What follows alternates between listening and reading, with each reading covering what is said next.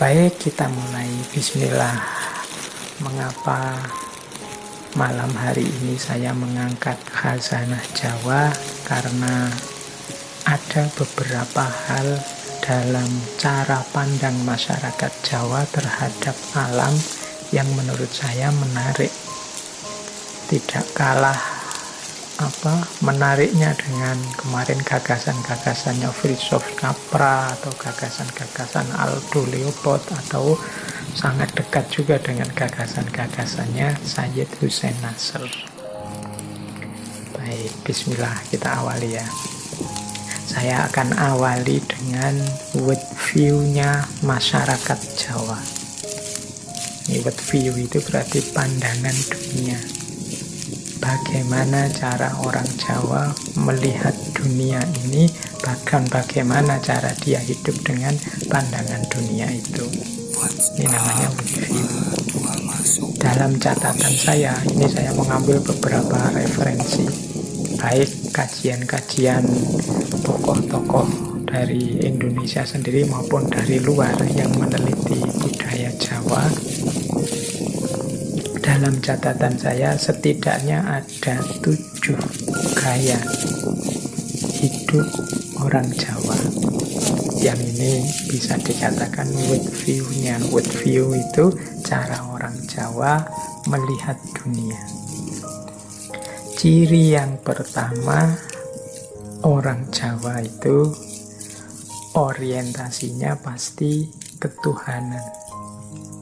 Jadi ketuhanan itu berarti dalam sejarahnya masyarakat Jawa itu hakikatnya selalu punya Tuhan. Ya, kalau bahasa agama selalu beriman, selalu punya kepercayaan kepada apa yang dianggap diposisikan sebagai Tuhan. Bahkan sejak sebelum masuknya agama-agama yang kita kenal hari ini, masyarakat Jawa itu sudah punya keyakinan adanya sesuatu yang maha besar, maha luar biasa yang hari ini kita sebut Tuhan. Jadi world view masyarakat Jawa yang pertama itu world view ketuhanan.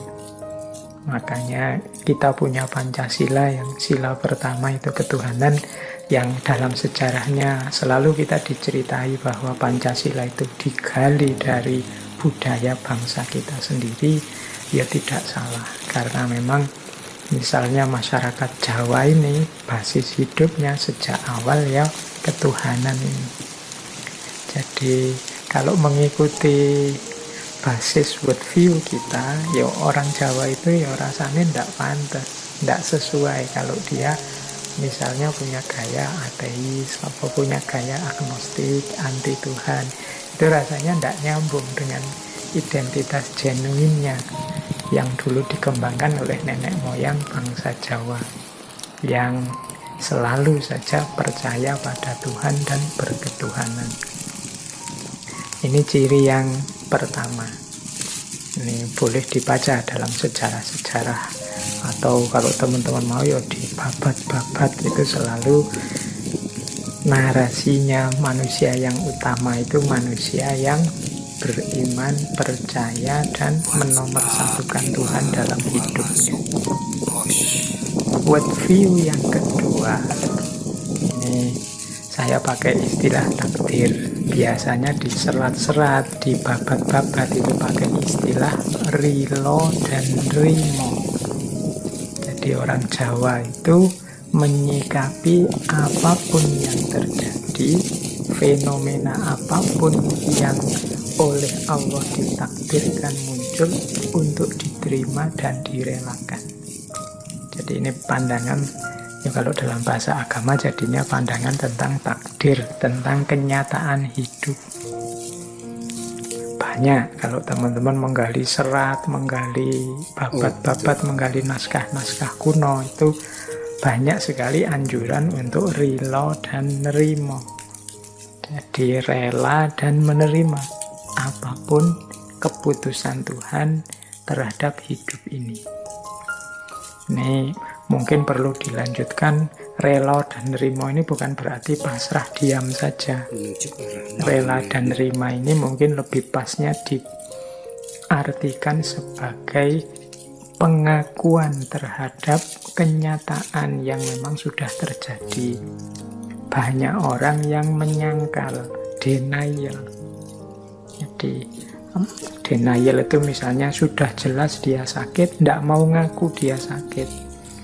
Akhirnya karena tidak ngaku sakit, tidak mau berobat. Akhirnya sakitnya tambah parah. Ini namanya denial. Orang yang menyangkal kenyataan. Sudah jelas salah, tidak mau ngaku salah. Nah, itu biasanya terus tidak mungkin ada perbaikan, wong dia tidak mau ngaku salah. Jadi kalau lemah ngaku saja lemah, tapi kan bukan berarti terus pasrah saja. Ketika sudah menerima kenyataan diri, wah saya ini lemah, berusaha untuk jadi kuat. Wah saya kok salah ya, diakui bahwa saya ini memang salah, tapi kemudian berusaha untuk memperbaiki diri. Jadi menerima situasi, rela dengan situasi bukan berarti pasrah, tidak mau berjuang lagi. Ini dua hal yang berbeda. Jadi aspek worldview yang kedua ini adalah idealisme orang Jawa untuk selalu nerimo dan relo. Kita terima dulu, kita akui dulu kenyataan hidup kita. Baru setelah itu kita idealkan, kita rumuskan targetnya mau kemana. Nah, itu ciri yang kedua. Ciri yang ketiga, masyarakat Jawa itu punya wawasan bahwa alam semesta ini tidak hanya berisi hal-hal yang fisik material, tapi juga berisi hal-hal yang immaterial dan supranatural. Ini pandangan dunia khas timur sebenarnya. Biasanya dibedakan dengan pandangan dunia gaya barat. Kalau orang barat itu sering disebut, barat modern khususnya, cara berpikirnya positivistik. Hanya percaya alam yang bisa dilihat, bisa diakses oleh panca indera. Yang tidak bisa diakses dianggap tidak ada gunanya, dianggap omong kosong saja. Nah, dunia timur termasuk Jawa, sebenarnya juga termasuk dalam agama kita, Islam, itu menerima tidak hanya alam fisik tapi juga alam metafisik. Kalau dalam bahasa Arab sering alam metafisik ini disebut alam ghaib. Jadi di dunia timur yang diterima itu alamul ghaib wasyahadah, alam metafisik dan fisik, tidak hanya alam syahadah saja. Yang orang Jawa juga begitu. Percaya bahwa alam semesta ini tidak hanya berisi hal-hal yang bisa dijangkau, bisa diakses oleh panca indera saja. Banyak makhluk, banyak ciptaan yang jenisnya immateri atau supranatural. Berarti ini harus dipahami dengan kacamata khusus, dengan teori, dengan konsep yang khusus pula. Kalau hanya menggunakan metode ilmiah yang positivistik tadi, pasti tidak akan ketemu alam immateri dan supranatural ini. Kalau katanya metode ilmiah, alam immateri, alam supranatural ini sering disebut sebagai meaningless. Meaningless itu artinya tidak ada gunanya. Nah, yang keempat, masyarakat Jawa itu kecenderungannya tidak hanya suka pada yang formalistik atau ritual-ritual, aktivitas-aktivitas fisik saja, tapi menyukai juga hal-hal yang sifatnya dalam, aspek rasa, aspek hakikat, yang sejenis-jenis ini. Jadi orang Jawa itu kalau membaca sesuatu tidak berhenti hanya pada fenomenanya, tapi ingin menggali ke dalam, ada rahasia hakikat apa. Itu makanya nanti di ciri yang terakhir itu orang Jawa suka menggunakan simbol-simbol. Simbol itu kan kelihatannya apa tapi maknanya apa. Sehingga membaca budaya Jawa tidak bisa kita hanya melihat aspek tampilannya saja. Kita harus masuk ke dalam melihat makna dan hakikatnya. Karena seringkali yang tampilan itu sifatnya simbolik. Simbolik itu kan berarti hanya simbol yang itu ada maknanya. Banyak orang salah paham melihat budaya Jawa hanya melihat aspek visualnya saja, kelihatannya saja. Padahal orang Jawa itu ada istilah nggone pasemon. Tempatnya pasemon itu semacam metafor, semacam isyarat yang itu harus dipahami lebih dalam.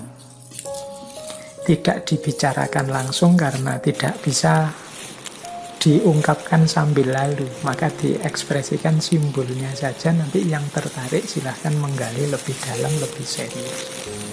Nah, itu world view-nya orang Jawa. Yang kelima, orang Jawa itu sangat mencintai, sangat menyukai tata krama, kesusilaan. Jadi terhadap apapun dan siapapun harus dihormati dan ada pola-pola cara-cara penghormatannya. Kalau bahasa agama ya adab. Jadi terhadap segala sesuatu itu ada adabnya. Ya adab ini selalu dilatar belakangi oleh akhlak. Makanya tema kita bulan ini gitu kan, saya menyebutnya akhlak terhadap alam. Jadi perilaku kita di hadapan alam. Nah, ini orang Jawa biasanya manifestasinya ya perilaku-perilaku yang menggambarkan kesusilaan, toto kromo, subo, sito, dan yang sejenis itu. Jadi orang Jawa merumuskan secara detail bagaimana cara menghargai yang lain sesuai level-levelnya.